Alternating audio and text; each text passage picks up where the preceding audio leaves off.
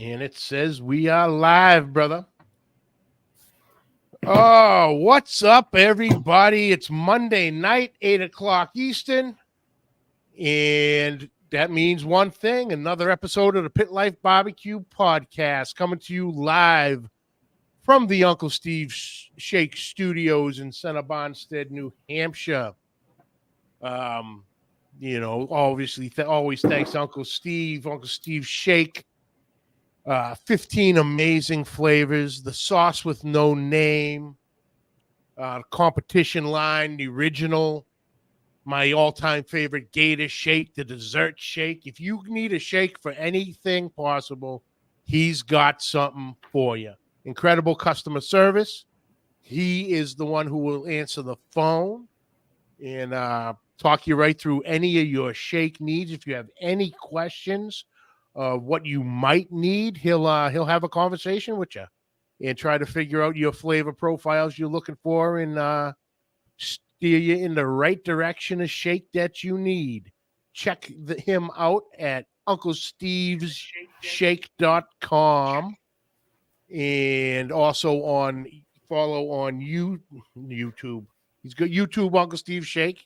Many videos from many people using the shake products, but also on Facebook, the uncles follow the Uncle Steve Shake Nation for all the latest updates and deals Uncle Steve might have going on. But thank you all for tuning in. Appreciate it. Let's see. We got Daddy Dutch, who's the first in, as usual. Terry, what's happening? Judge Wet, Mama Mags. Brother Bill, chicken fried barbecue with a big day. Speaking of Brother Bill, big day coming up tomorrow, if I'm not mistaken. The first episode of Chicken Fried Barbecue, Chicken Fried with Chicken Fried podcast going live tomorrow night. I believe it is 9 o'clock Eastern, 8 o'clock Central. I am so pumped for Bill on that. We talked on the phone the other day, and it's going to be good. Really, I think he's really going to be diving deep into the competition world. Some tips, tricks. Talk to a lot of competition cooks, so a lot of good information going to come out of that for sure. Smoke King's Barbecue, tips and recipes. What's happening? Fat Butts Barbecue. Brother Randy, Big Salinas in the house. But yeah, thank you all for tuning in. And obviously, you see my guest. So let's get right down to it, ladies and gentlemen. Old JB himself, Mr. Jonathan Barton from Barton BBQ. JB, what's up, brother? What's happening, Johnny? Glad to be back here. I want to stick on the topic of Uncle Steve for a minute. All right. Back in December, I'm a commercial general contractor by trade. So I worked for a commercial general contractor in San Antonio, and it was Christmas time to deliver clients' presents. And everybody was dropping off cookies and sweets and snacks and this and that. And I was trying to think of something out of the box to deliver to my clients. And I called Steve up and talked to him. We got an idea. He said, send me your logo. In like 3 days, I had 3 cases of Uncle Steve Shake with my company logo on it, his logo on the back, and was able to take that out to the clients. And man, they'll use that all year. That was the best marketing thing I've ever done. So I encourage everybody to hit Steve up if you want to do something custom like that. And the customers loved it because they were sick of cookies and chocolate and all that stuff. And it was pretty cool. Oh yeah. He does the stuff he does with the labels. I don't think I have any of them up here, but maybe in the barbecue toolbox and thing, I got a couple from way back with the Pit Life logo on it.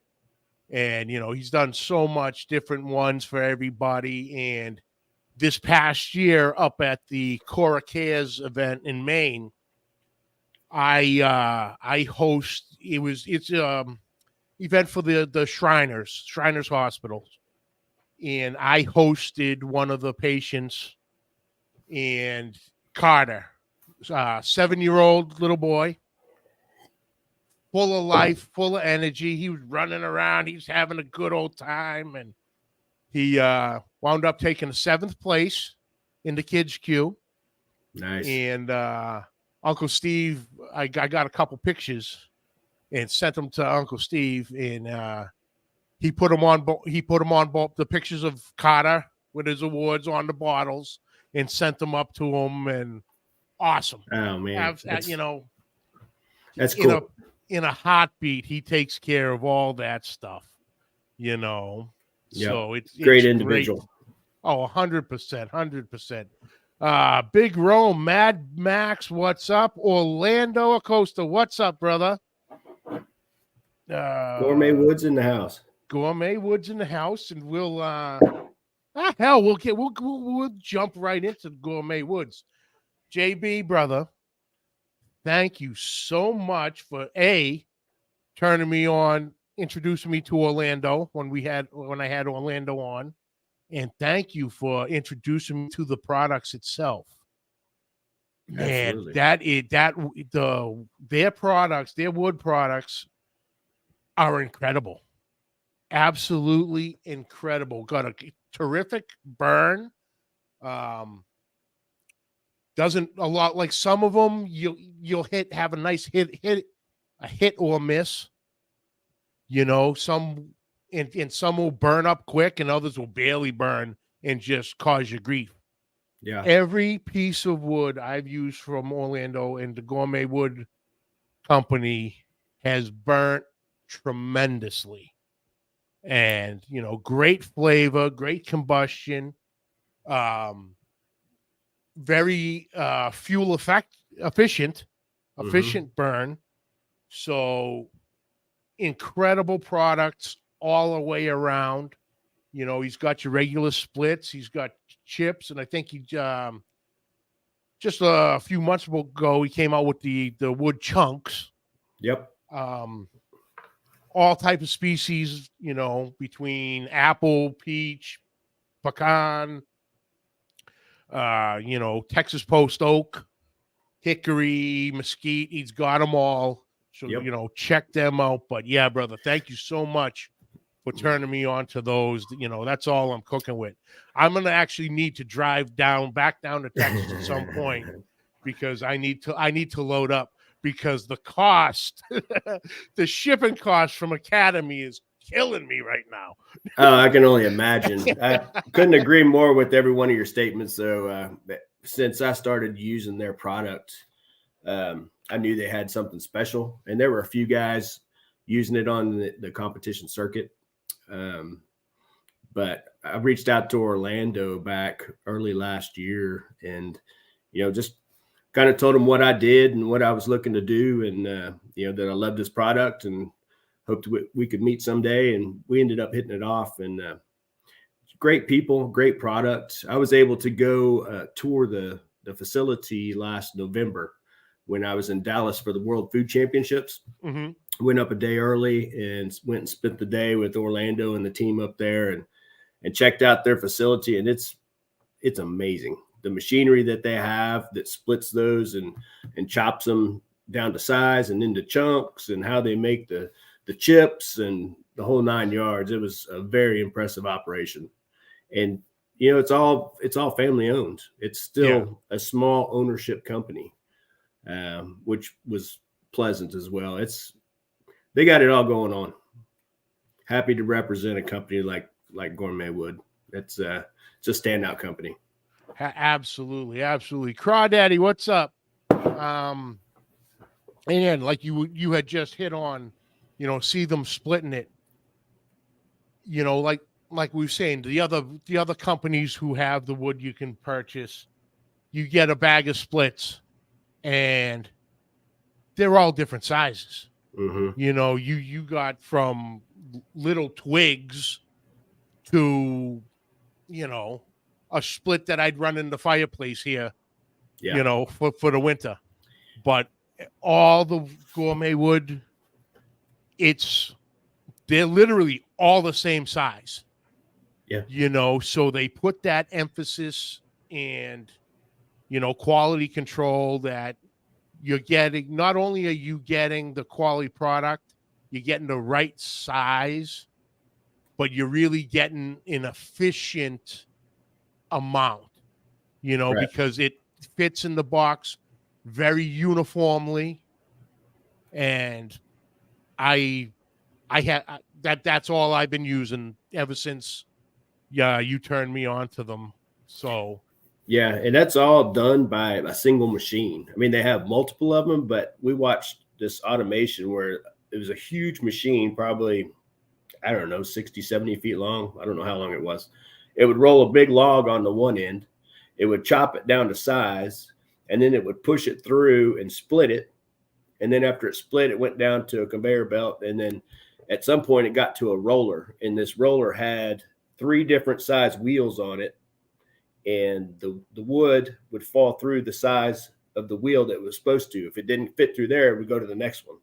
So they had all these piles of uniform pieces of wood, and then it goes over to packaging or to the kiln and then to packaging. And it was a very impressive operation. I had no idea. I pictured 100 guys out there splitting it with splitting machines or something. It was, this is a multi-million-dollar machine. I think that was made in Germany or Switzerland or somewhere.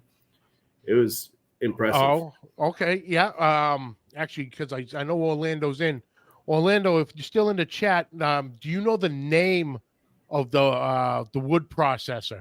I've been listening. He'll know it. Oh, you do? No, he will. I don't remember what it was called. Because there's this one podcast I got turned on to called The Wood Hounds. It's all about firewood. You know, whether you're splitting it yourself or you're in the that's your company. It's these 2 guys, Ohio Wood Burner and North Back 40 Firewood. Pezzolotto. Okay. I haven't heard of that company, but one of the guys has a one from over there, a Yappa, Japha, maybe Japa. Oh, Italian. Okay. There you go. Okay. Yeah. So some of these wood processes I've been seeing. Oh my God. It is next level. All you got to do is literally push the button. They got things that'll lift the log for you and conveyor it to the pile. Crazy stuff. But yeah, guys, if anybody out there hasn't tried gourmet wood products, hands down, give it a shot. You're missing out on a quality product for sure. Kevin Hernandez, what's up, brother? Yeah, Kevin loves the chunks. What's up, Kevin? But but JB, I bet those chunks are changing the game for all the barrel guys out there. Oh, 100%.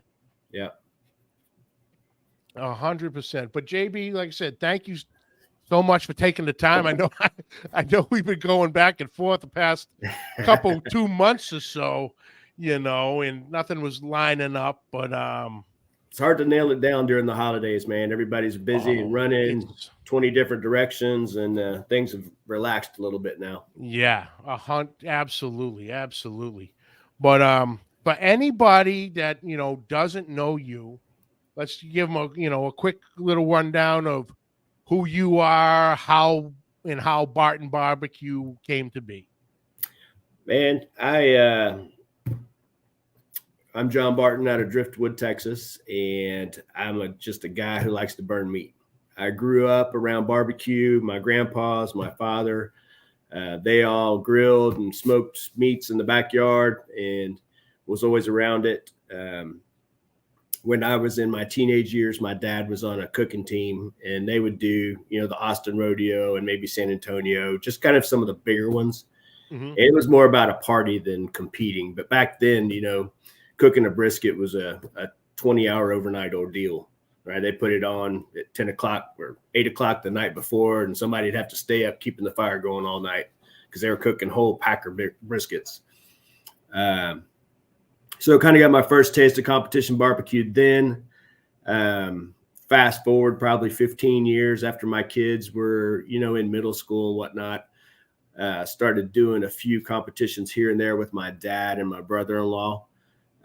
We formed a little team. We'd do 4 or 5 a year. And again, it was kind of more about the party than the barbecuing. And then later in life, fast forward again, another 15 years, and kids are out of the house and have kids of their own. And was looking for a hobby to do and kind of fell back into competition barbecue. And it had changed tremendously. Nothing that we did back in the day is what they were doing now. I mean, now it's meat science. Back then it was more, drinking beer and making a tender piece of meat. So that's it in a nutshell, how I found competition barbecue. I decided, once I fell back into it, I have a tendency of getting hobbies and going 110% after those hobbies. And my wife would be the first one to tell you, I've had a lot of them, and I buy the best stuff I can afford, and I'm in 100%. So I went that direction with barbecue. So I've upgraded a little bit here and there. I started out slow with a pit maker trailer out of Houston, and was cooking on that for about a year, and then accidentally found Ryan Newland. Wish I never would have, but no, I'm just kidding. I bought my first offset competition pit from him, and he and I became buddies, and we did a lot of talking here and there, doing some competitions together, kind of collaborating on design and whatnot. And I'm on my second back line. I've been doing it for about 4 years seriously now. Like, this will be my 4th year. So we've had some great luck here and there. It's some fairly big competitions, and as long as I'm still having fun, I'm going to keep doing it. I've been fortunate to where the last 2 years have been a break-even thing. So if I don't have to put any money out of pocket, then more power to me. Oh, absolutely, absolutely. I learned real quick this year of because finally when I was able to meet you face to face in person, and a lot of the boys. It was when I came down when Ryan had built Miss Mary for me. Mm-hmm. And, and my wife and Claudia was like, well, yeah, you ain't got no excuses now. I'm like, oh, how am I going to fit it all in the back? And It was just, you got the back of the truck's full open now. So just, hook it to the back of the truck and away you go. Yep. But like you said, the initial costs, can get up there because, like you said, I was just backyard. Yeah. Competitions, yes.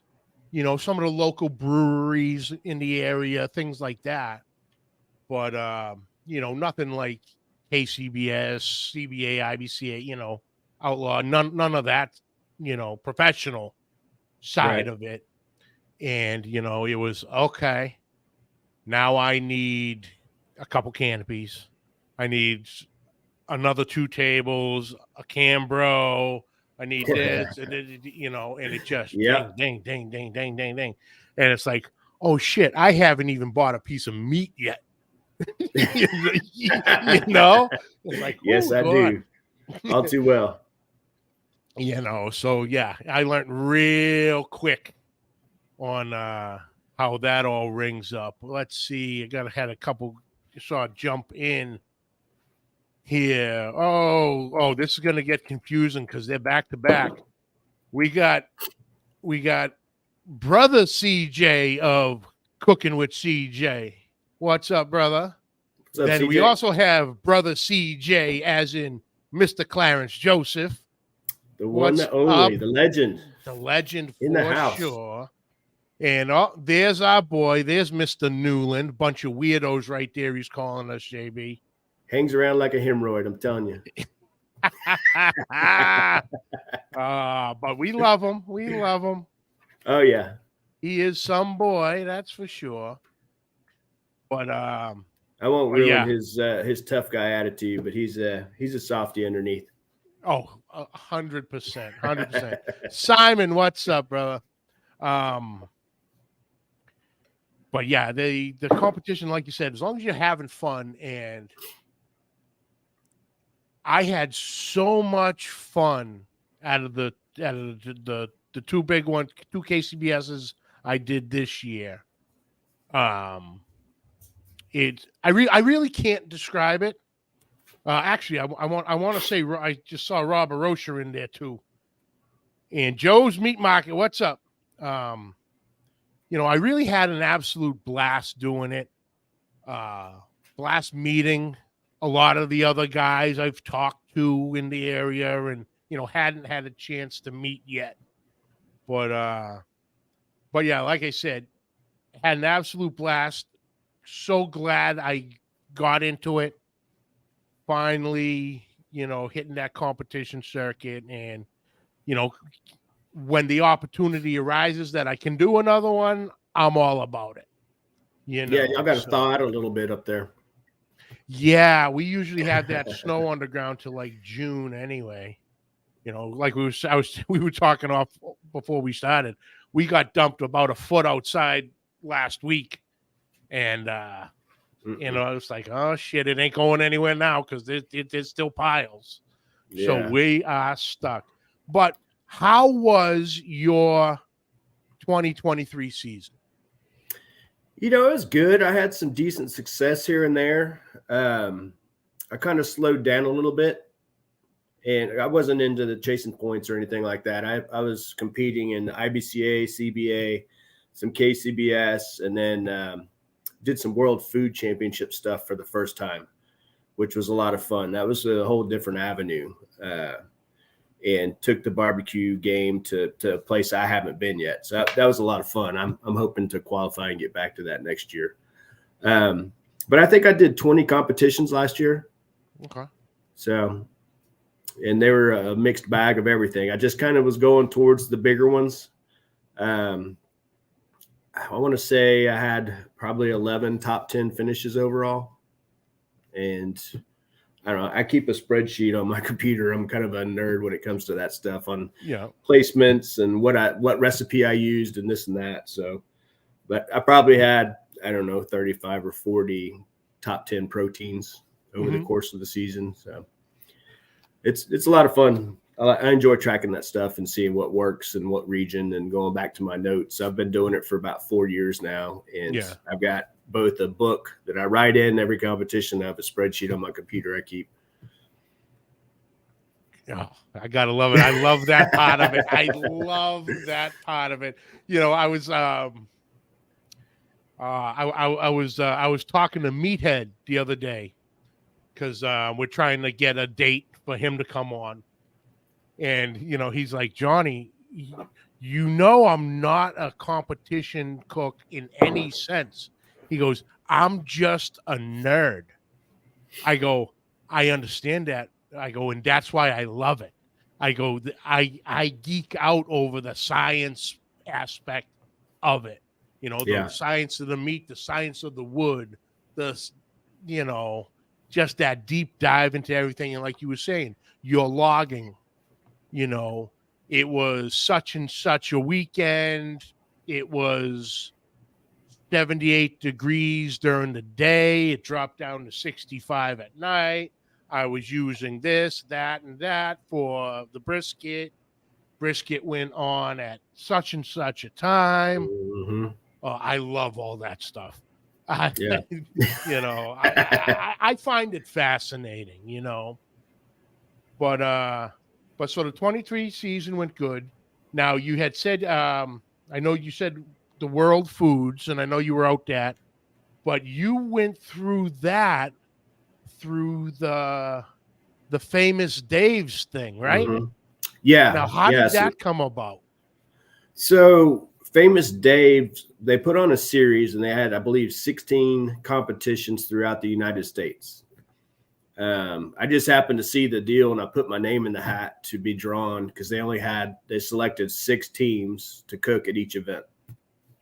And so you put your name in the hat and you pick what location you'd like to cook, or give them your top 3 choices. And then they'll try to fit you in somewhere. And I was lucky enough to get one in Texas, but it was all the way over in El Paso. So I, not knowing what to expect, I got my buddy Ryan Newland and Louis Gonzalez. I asked him if he wanted to come along as well, to have a couple of sous chefs, because this is more of a presentation thing. It has a barbecue factor to it, but instead of just judging the barbecue on itself, they judge the barbecue on a flavor profile that you give them. So if you say, I'm going to turn in apple habanero ribs, they better be able to detect apple habanero. If they don't, they grade you down. So that was kind of the difference in it. So I asked Ryan and Louis to go with me. We cruised down there, packed up the trailer, and went, and we had a great competition. Took a first place rib, a third place chicken, and our wild card dish hit fourth place, which I thought it was a shoe-in. It was a marvelous dish. The wild card dish is anything that you want to cook, and we did a Wagyu picanha and tequila lime shrimp, and it was really a pretty platter. Tasted great too, but I think it was a little too much for El Paso. A little too in depth. So we ended up taking third overall, and the top two got golden tickets. Well, the guy who came in second place, Peter Armendariz, already had his golden ticket from winning the steak the previous year, so he passed his ticket down to me. So we got an entry into Dallas to go and compete against the other 24 teams. Oh, nice. Yeah. And now, then so that was a blast. Yeah. Go ahead. So you got the ticket gets passed down, so you're on your way to Dallas. Now, how was the World Foods experience compared to everything else you've done? Yeah, it was an experience. Barbecue is kind of a new component for that competition. It's very chef oriented, with the exception of the barbecue class. All the other 12 classes that they have, I don't remember how many there are specifically restaurant chef type categories. So I felt like barbecue was kind of, it's not quite where it needs to be. It wasn't as recognized as the rest of the categories, I didn't think. But they did a good job, and we had a lot of fun, and there were some great names there. And cooking against those guys and getting some walks was amazing. I tell you, the highlight of the thing was we did, for our wild card dish, we did beef ribs, and we did pastrami beef ribs. And we took the platter up, and you set it on a table in front of 4 judges, and then you step back, and it's a Q&A session for 10 minutes, right? Mm-hmm. They look at it. They ask you questions while they're trying it. How long did you take to do this? What was the temperature you cooked this at? And we set that platter down, and we had portions for the judges in 5 little plates, but there was a main component for display, for appearance. Right. So we had 2 big beef ribs on there, 1 regular, 1 pastrami. And we set that platter down right in front of Leanne Whippen. And she was one of the celebrity judges. Mm-hmm. And we stepped back and we started talking, and she reached down. She was very excited about the pastrami, 1. But second, she reached down and grabbed those beef ribs like that and put them both up, holding them with juice dripping down her arms for the picture for the World Food Championship, people. It was badass. Oh, so, but we had a great presentation for those, and we left there thinking, man, we got this in the bag. They were so blown away by what we turned in. It was quite an experience. Oh, that's cool. That's cool. Yeah. We had my friends from 16 Mesh Barbecue. They were down there for, I believe they competed in dessert is what they had their ticket in. And they were, I saw the posts, and they're like, oh my God, it's wild. Yeah. Wild stuff, and I know a couple of the boys were down.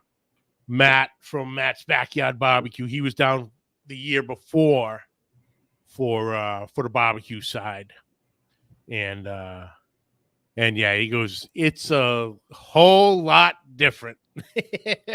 Yeah, it is. We didn't make so we came in third overall in the barbecue portion on the that was day one. Day two was the wild card, and we came in eighth place in the wild card, and I think only the top 6 advanced to Sunday. So we did not advance to Sunday, but we had a great time trying to get there. Nice. Laura, what's happening? Kevin Hernandez, he was fortunate enough to have a chance to share the stage with you this past CBA season. That was Lando. He got me by a couple points. I think that's the closest I've come to Kevin yet, man. He's been on fire since he hit the scene. Nice. Yeah. Now, you also had a little bit of got yourself a little bit of TV time this year for a quick, second and a half or something like that. If that. On Barbecue USA. Now, what event was that one? That was the Uvalde from last year. Yeah. Yeah. I had a second place rib call, and they happened to have some highlights of me walking down the aisle, high-fiving some guys and then giving Phil a hug. Yeah, that'll be good. Okay, hold on. We gotta straighten someone out in the chat right now. Uh-oh. It makes me sad when Mags doesn't single me out and say hello. Okay, well, somebody needs to pay a little bit more attention. I'm pretty sure you singled them out. I said because it was going to get a little confusing because we actually had back-to-back CJs. We had Cooking with CJ, what's up, brother? Followed by the other brother CJ, Mr. Clarence Joseph, the legend. So I don't want to hear it, young man. Send your California weather down to the boys in Texas so they get to feel back to normal. Please. My weather's drunk and went on vacation. Yeah, it's down here with a hangover. Not a bad Is place. CJ coming to Houston? I believe he is. Yeah, it must have been when you switched from Facebook to YouTube. Yeah, Houston. That's a great segue, JB. You've done this before, brother. Houston. Oh, let me tell you something. I am having a hell of a time with the damn flights. Are you? I can get to Houston, no problem. I'm on a plane sometime between 6 and 7, and I'm in Houston at about between 11:15 and noontime. Getting the hell back here is turning into this. It's turning into a clusterfuck. Is really what it's coming down to. I can't get out of Houston to save my ass right now. Really? Not really a bad problem. Was it a problem last year? No. Easy, boom, gone. I had a couple delays the day of, but that is what it is. But yeah, I'm getting no direct flight. It's all these, 1 and 2 stoppers for anywhere from 6 hours to 13 hours. Most of them are having me get back on like noontime on Monday. I'm like, no, dude, I got to be back to work. So it's still on the docket. Yeah, but it's like, oh my God. So yeah, what basically going to come down to, I'm going to have to really book that the old 5 o'clock flight out and literally get back from the cook-off from the Houston Livestock, get back to Steve's, take a quick shower, call the Uber, and just go to the airport. Because you figure we're not going to get out of the cook-off till like 11 o'clock. So we're not going to get back to Steve's till, close to midnight. Right. So at that point, what the hell's the difference? Right. So I think I got to do that. But now I got to figure out how the hell to use Uber. God damn. I just figured out how to use Venmo to send Ryan a couple couple bucks a few months ago for something he picked up for me down at Bucky's, and Yeah. he's sent it up, and I'm like, damn it. I'm in But, the same boat as you. I've got, I think, Lyft on my phone, probably Uber too, but I don't think I've used either of them, and I don't think they're connected to a bank account. So, yeah, if you figure Yeah. it out, let me know. yeah, You exactly. and I are the last two in the United States probably to use those. Oh, 100%. And then that's the other thing. Okay, I know I grasp the concept of it, but is someone really going to answer that phone or answer that request at 2:00 in the morning In to Houston, bring me yes. to? Okay, all Yeah. right, You won't have a problem there. yeah. The only problem I'm going to be is the bill that comes with that ride.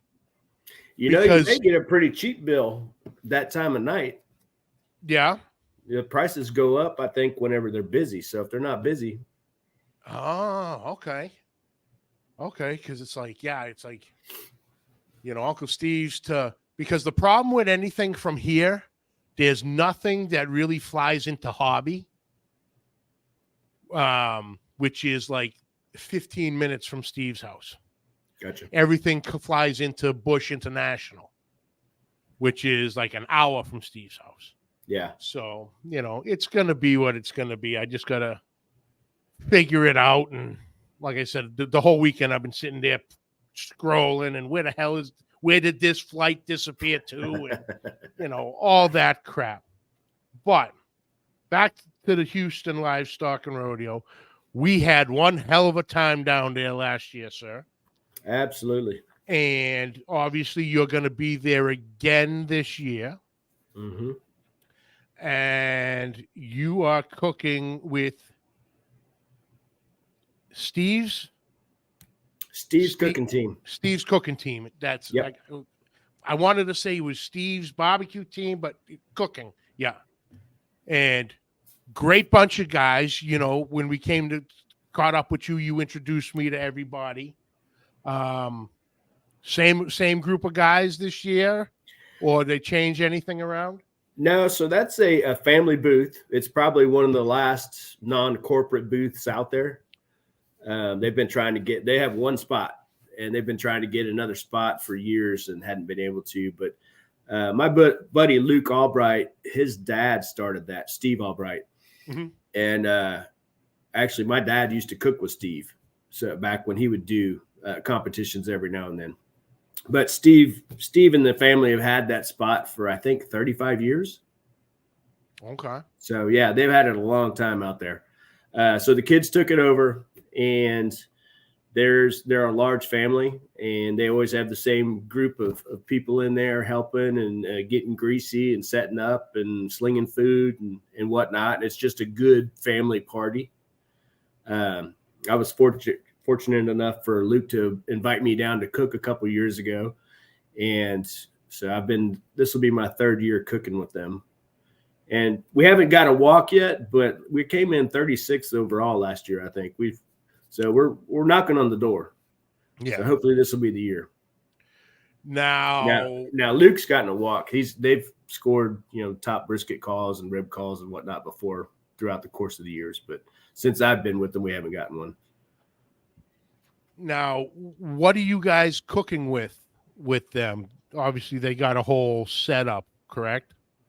Yes. What do you mean? What are we cooking with as far as pit? Yeah. What kind of pit are you using? Yeah, we're using Luke's. He has two made by Pitmaker. One of them's a sniper, and the other one's an offset / like pellet grill. It's a weird combo, which I haven't ever seen, but it works great. So, but we'll be using that sniper for most of it, and then probably a Smoky Mountain or a Weber for the chickens. Yeah. Yep. It's funny how those, the Webers are just chicken cooking machines. They are. I was a kettle guy for a long time, and I've since migrated over to a Smoky Mountain this year. And I've kind of using it as a double. I'll cook my chicken on it. Then after that, I'll finish my stuff on there because I can get a little bit hotter fire in there and burn it for a while. And so it's been it's been a lot of fun. I like changing stuff up like that. Nice. So yeah, that's only, what, 6 weeks away, about, give or take. Yeah. So I'm cooking a competition this coming weekend. I'm having to borrow a buddy's just cargo trailer and load all my stuff in there because my trailer's still under repair. And hope to have it back Sunday because this weekend is my practice session for San Antonio Rodeo, which is the following weekend. Yeah. So yeah, that was my next rodeo question. season's here. So you're cooking San Antonio, Houston. Yep. Austin. And then Austin. Yep. Okay. So you're Austin making the is whole the round. weekend after Houston. Yeah. Yep. There it is. It'll be a tiring couple of weeks, then I'll take a little break. There's Daddy Dutch. 37 days till Houston. Good thing he's not counting down. Not that I'm counting. Oh, yeah. We got to see Dutch up in Kansas City, man. Love that guy. Yeah, absolutely love him. Absolutely. It was funny. He was on the phone with me yesterday, and he's going, all right, well, what's the issues you have? I go, dude, I can't get all the flight issues. Next thing you know, he's on the phone. He's got his wife on the phone. They're looking up flights. And, if I get you to Nebraska, and then you can get, it's like, oh, my God, too many stops for this fat bastard. I go, whoo. I go, you're slowing me down. Actually, I never called him back. Sorry, Dutch. The smoke alarms were going off. We were warming up the oven, preheating. We never took the pans and crap out of it. So the fire alarm started going off. I'm like, I'll call you back. Click. Got sidetracked with that. Ooh, sorry, Dutch. That's funny. Oh, Randy, what's happening? Louis Gonzalez, what's happening, brother? DD Barbecue.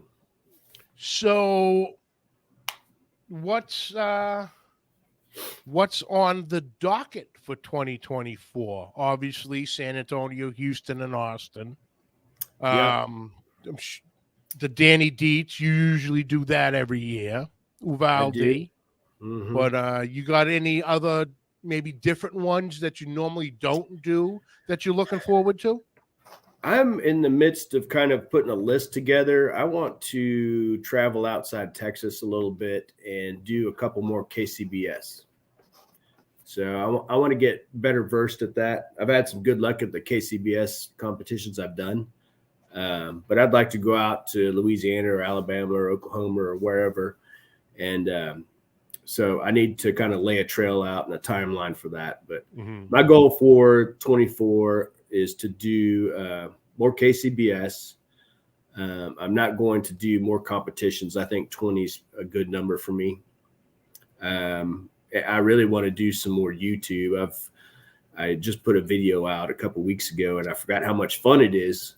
And I'd like to get better at that and put a few videos out. So we've got that going. I've got a few things in the works with a vodka company. I've got a few things in the works with Gourmet Wood that we're going to collaborate on. So we've got some fun stuff coming up in 24. I'm excited about it. Oh, nice. And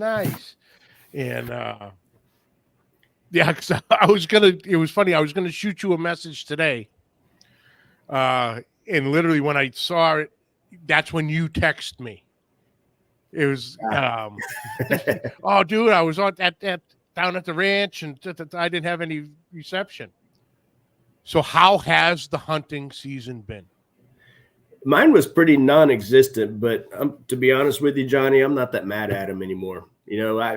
We got that property probably 20 years ago, a little over 20 years ago, and I bought it for a place for my family to take, go and hang out with my dad and take my boys and teach them how to hunt and the outdoors and whatnot. And they kind of have gotten busy and grown up and moved on. So I'm hoping that comes back full circle so that they can come and enjoy it again. But, my enjoyment of going out there these days is messing around, working on the cabin, grilling outdoors and sitting around the campfire with a cigar and a whiskey. So That's my hunting. So I killed a lot of bottles and a lot of cigars, but I didn't kill any bucks.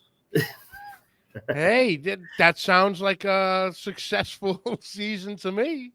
Yeah, no, absolutely. It's more about getting out there and clearing the mind and rebooting, defragging, and coming back, because there's not many places you can go that are accessible where you can close everything off. Right, we're in a valley out in the middle of nowhere where our cabin is, and just down in the valley we don't get phone reception, and that's nice. So putting that away when you get in on Friday and not turning it back on until you leave on Sunday. And even if we needed reception, you can drive up the hill a little bit in the buggy and get reception for an emergency. But being down in there, it's time to unwind. Oh, for sure. Because I had messaged when the hell did I message? It had to be. It's been Saturday because I talked to Ryan earlier, and then we were over at the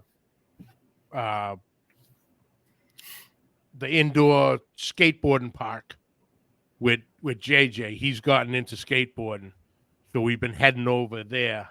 So watching him kind of do his thing, getting used to it. I'm sitting there. I'm like, all right, let me see if we can try this again with JB. Then it's this morning. I'm like, oh shit, I haven't heard from JB. I go, I got to do the show tonight. Then literally you text me. He goes, dude, I was at the ranch, had no reception. We're good. I'm like, all right, cool. But yeah, man, like I said, I'm looking forward to you. Like I said, I just got to get the flight straightened out and obviously figure out how to use Uber to get my fat ass out of there. But but yeah, I'm looking out, man. I'm definitely looking forward to having some whiskey and a couple cigars like we did last year. Mary coming? She is. Okay, yep. So it'll be good to see Mary again. We had a great time that night. Oh boy. Yeah, I'm looking forward to it, man. That's such a fun crew to hang out with, and only getting to see everybody once or twice a year it's gonna be a good time. Yeah, because like I said, I still have my plan on that Thursday to be on the grounds all day and running around doing interviews, little 10-minute segments with everybody, just to bring a little bit more of what you guys do to the forefront of that particular event, more so than the party aspect of it, right? To really give the barbecue its just due, so I'm like, fuck it, I'm gonna do it. Got when the hell are they? Here somewhere. I got my little wireless microphones. There you go, ready to go. And well, you got to get out there early. You boys weren't showing up till like 4 or 5 o'clock last year, weren't you? Yeah. So, like I said, I'm out there mid morning. Yeah, I know. Me and Big Rome's gonna give me a hand. So me and him are gonna definitely be there pretty much all day. Cool. Talking to everybody, and it's gonna be nice and easy to find you because I just come out of the Lonesome Dove tent and I look to the end of the road. Just you run straight into it. You literally run right into you. Yeah. Now come over and check out Luke and I. We'll be back there. And if we're not up front, just ask for us. We'll get you in there. You can come back and see what we're doing. Yeah. Because I've been in touch with a bunch of the guys and, still got to, obviously I talked to Bill the other day, so he's going to be real easy to find. Oh, yeah. Right there on Champions Row. Well, I may not be able to get to them because they got them all fenced off. I might have to do the interview with a chain link fence in between, but yeah, that'll look like he's in a penitentiary cooking. That's it. I'd take that look though. That's a good place to be. That's a great place to be for sure. But how is the new cooker? You retired El Jefe, and you got the new cooker from Ryan. Yep, which is gorgeous. and obviously it's been doing you well. But did you make any significant changes, design wise from El Jefe to the new one? We played around with a few things. There's only so much you can mess with. It's the intake and the exhaust, but we messed around with a few things, and it cooks great. I love it. I don't know that I love it as much as El Jefe, because that thing, it would just cruise, and I didn't have to do anything. And this one's easy too, but the product that came out of that, now that I've cooked on another one, or another offset similar, it's still really good, but there was something special that pit did. I don't know what it was. So maybe it was just because it was my first, competition offset. I don't know, but that was a machine. But this one does well. I mean, shit, it throws out some good food, and it's helped me walk a few big stages. Yep. And I knew I had to thank you again. For that tip you gave in the chat a few weeks ago on, I was saying, Miss Mary, she just likes to sit right at 300. She's straight up and down, but opening the grease trap valve, like you said, drops it right down to right around 275, and she'll sit there. Wild. Just a little bit of fresh air induction there. It helps it. And El Jefe did the same thing. So it just slows it down just a little bit. Yeah. But beautiful tip. I thank you again. That's awesome. Oh, yeah. But yeah, it was, And I figured that out by accident on El Jefe. I just accidentally left the grease thing open one day, and it was cruising, and it liked to cruise at 300 also, which is typically where I cook. And it was hanging at 275. I was like, man, what's going on? And I was checking the fire, and everything was like it always is. And finally snapped that the grease valve was open. And he puts 2-inch ball valves on there, so that's a decent amount of air that's, the heat's sucking it up through there. So, but it's a nice little tip. Oh, yeah. I'm like, all right, let's give it a shot. I made sure I had my bucket under there so I wasn't staying in my driveway. Oh, yeah. But that's the downfall of it. But it was like, I'm like, holy cow. Yeah, just dropped it right down, sitting pretty. I'm like, oh, beautiful. Beautiful. So always keep that one. Yeah, I see your MagnaChef gloves in the back. Have you talked to Al? I actually haven't talked to Al. I got, like you said, with the holidays and everything, I got so damn busy this year that I haven't had a chance to give him a call to catch up with him, see how him and the family were doing, and wish him the happy holidays. But he's doing good. I had to call or text and check on him to make sure he wasn't taking off to go pout somewhere since his Dolphins lost. I forgot about that. Yeah. No, looks like we know who I'm giving a call to tomorrow. But yeah, the MagnaChef gloves, man. Oh my God, they are amazing. Yep. I just got pairs of them everywhere. I got a pair that I use with the meat. I got another pair that I use strictly for the fire, for working the firebox and everything. Yep. So between the MagnaChefs, the originals, and then the Freedom gloves. Oh yeah, I got the every 3 feet of the rig. You can find a pair on either side. Yep.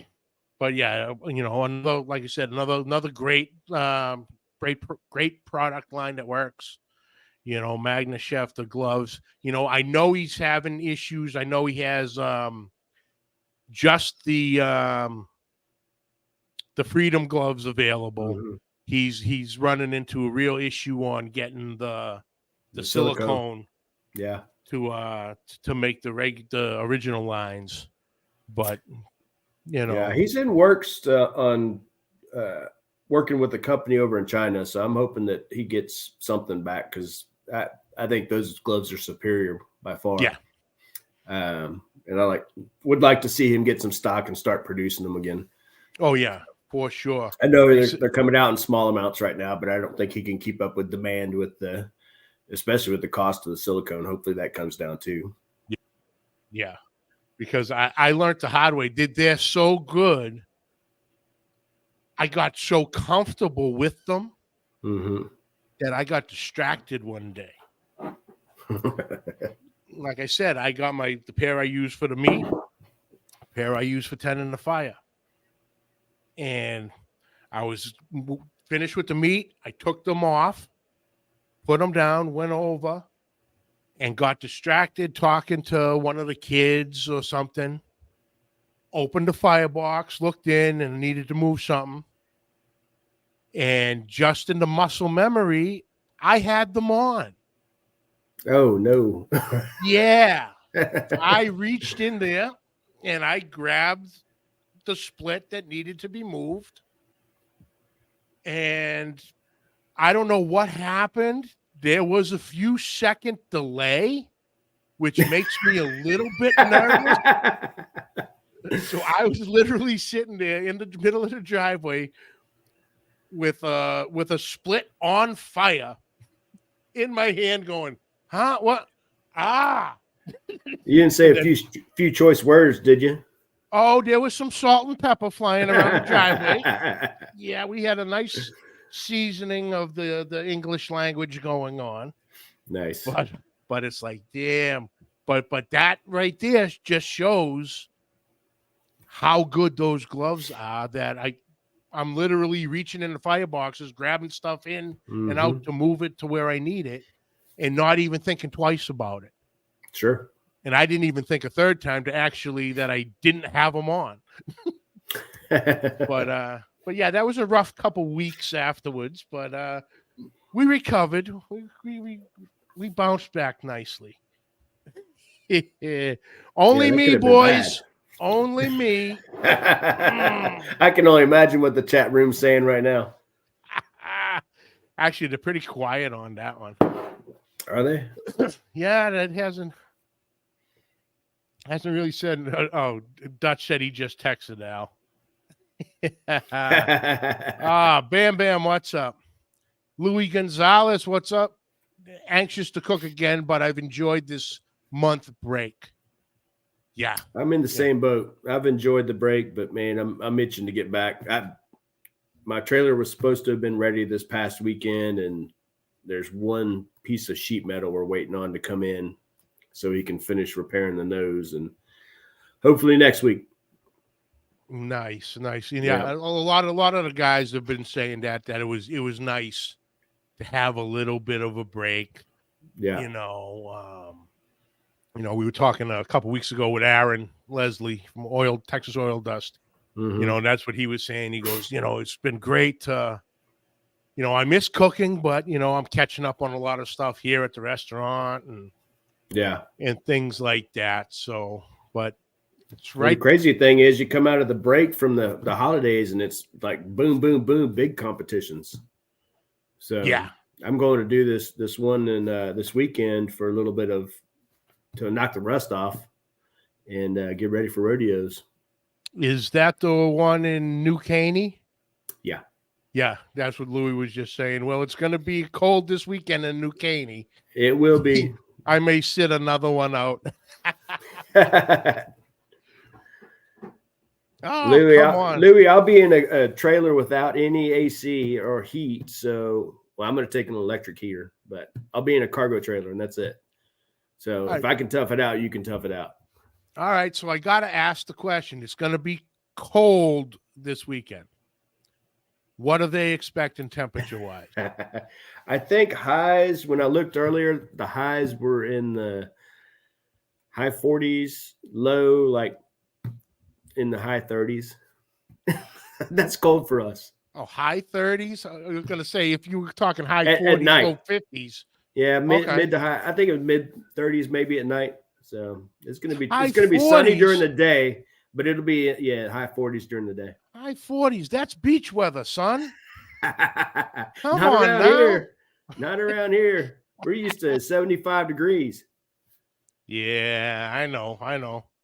But yeah, so that means none of you boys will be coming up to visit me in New England during the winter. Probably not in the winter. I do need to come up and visit you, though. I want to make a trip over and get some good, lobster and oysters up there, but also to hit up the Alchemist Brewery. Yep. They have a beer there that I've had a buddy of mine bring back from Vermont, the Heady Topper. That's freaking phenomenal. Yes. I want to try it on tap. Okay. We can make that happen, brother. Yeah. Louis, don't forget, Mags, we're from the South. I got you, brother. I got you. It's just, it's low hanging fruit from us cold weather folks. Yeah. It's too easy. Hey, Jen Lee, how are you, darling? Hey, Jen. There you go. Probably going to meet up with Jen again this year. Absolutely. Down in Houston, she throws one of the best cook-offs out there. You heard that. You heard that story, right? How I met Jen? No. We're messaging back and forth on Instagram and to get her on to talk about the Danny Deets. And I'm like, are you going to happen to be in Houston next week? This was last year. And she's like, yeah. I'm like, okay. I go, we'll trade information and we'll meet up and, we'll figure out a date and, have a drink, have a nice conversation. So we're walking around the grounds looking, just to see who it was. I was trying to find the tent and I was getting close. And I'm like, obviously I'm loud to begin with. No. Yeah, that's what they tell me. That's what they tell me. So I'm walking down the road and this woman jumps in front of me, now knowing it's Jen, and says to me, "You must be Johnny Mags." I go, "You must be Jen." He goes, "Yeah." I go, "How'd you know me?" He goes, "You're the only one around here talking with a Yankee accent." I heard you coming when I was in the tent. That's awesome. I don't know how she heard you out there, but that's impressive. It was still a little slow at the time. Okay. So you could still, hear yourself. It really didn't kick off completely yet, but nice. But it was funny. It was funny, but yeah, can't wait. But JB, brother, thank you so much. I won't take up no more of your time there, brother, but I appreciate you jumping in again and keep doing some catching up, brother. Thanks for having me back. It's been a while. Oh, screw you, Newland. What did Brian say? Oh, I'll bring it up. She might have smelled his breath. You need to get Kent to text you the picture he has of Ryan. That would be great to be posted up on your screen right now. Oh, the one with the puppy. Oh, that one? How the hell do you think Ted got it? Nice. Hold on, it's going to be in here somewhere. The old, how do we refer to it? The glamour shot. The glamour shot, yes. The glamour shot. It's here This somewhere. is the solid 1991 photo. Oh, yeah. Frosted tips and everything. He looks like a Backstreet Boy, kind of. Backstreet Boy minus the talent. That's saying a lot. Where he's just a backdoor boy. Oh, come on. It's got to be close here. Come on. It sticks out like a sore thumb once I see it. Because I got it that one to Dutch. But yeah, we'll show the people. They're going to love this one.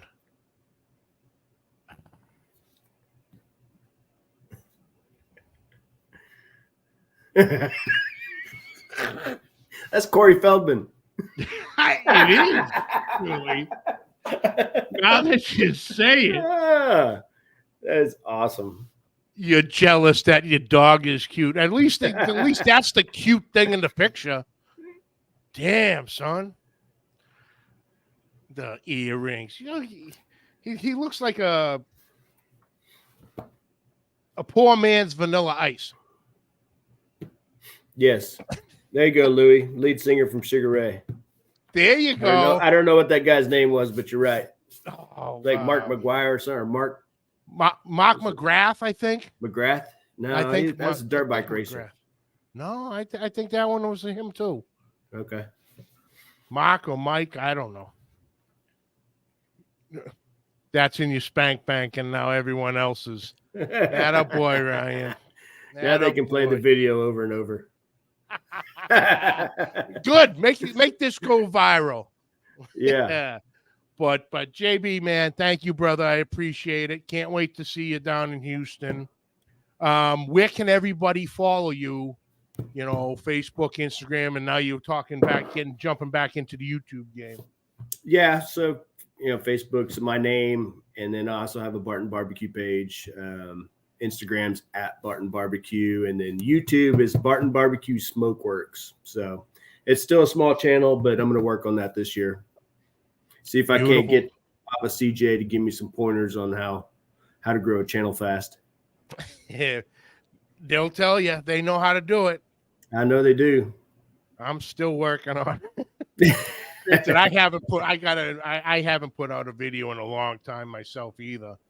I just started getting the regular stuff going with this. Yeah. Because I still can't actually access the YouTube page that we had set up for the show. It was set up so many years ago. It was under someone had set up an email address, but no one knew what the hell the password is to change it.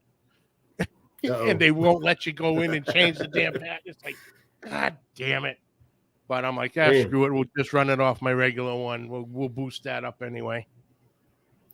Awesome. Well, we'll see you guys down in Houston, man. Looking forward to it. All right, brother. Good luck this weekend. Appreciate it. Go Texans. Absolutely. Well, that's it this week, folks. I'd like to thank JB for joining us. Always great to catch up with him. Thank you all for tuning in. I appreciate it. Next week is going to be a fun episode, a little different.